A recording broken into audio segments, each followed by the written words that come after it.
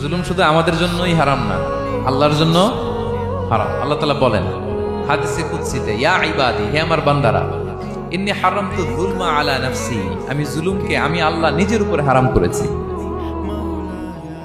ওয়া জাআলতুহু বাইনাকুম মুহাররামা, এবং এই জুলুমকে তোমাদের উপর হারাম করেছি। ফালা তাযালামু, তোমরা একে অপরের উপর জুলুম করো না। জুলুম শুধু আমাদের উপরই হারাম না, আল্লাহ নিজের উপরও হারাম করেছেন।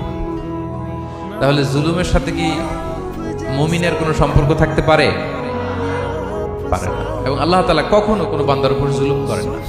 ওয়া আন্নাল্লাহা লাইসা বিযাল্লামিন লিল আবিদ, তিনি তার বান্দার উপর জুলুম করেন না। কোনোভাবেই যেন জুলুম না হয়ে যায়, এজন্য আল্লাহ তাআলা কিয়ামতের দিন মাওয়াজিনাল কিসত, ন্যায়ের মানদণ্ড তিনি প্রতিষ্ঠা করবেন, যাতে একটু ভুল না হয়ে যায়, জুলুম না হয়ে যায়। আমরা মাঝে মাঝে যে দোকান থেকে বস্তায় বস্তায় চাল নিয়ে আসি না, চাল দেখা যাবে যে 1 মণ চাল হয়তো সামান্য একটু কম হইতে পারে, সামান্য একটু বেশি হইতে পারে, এরকম হয় না? দেখবেন যে দিছে 10 কেজি, বাসায় এসে দেখবেন যে 10 কেজির চেয়ে একটু বেশি, একটু সামান্য বেশি কয়েক গ্রাম, অথবা 10 কেজির চেয়ে সামান্য কয়েক গ্রাম কম, এরকম হয়ে যায় না? মানুষ তো আমরা, কি বলেন? কিন্তু আল্লাহর নিক্তি পাল্লায়, মিজানের পাল্লায় এরকম হবে নাকি? হবে? হবে না। মাওয়াজিনাল কিসত, ন্যায়ের মানদণ্ড সেটা।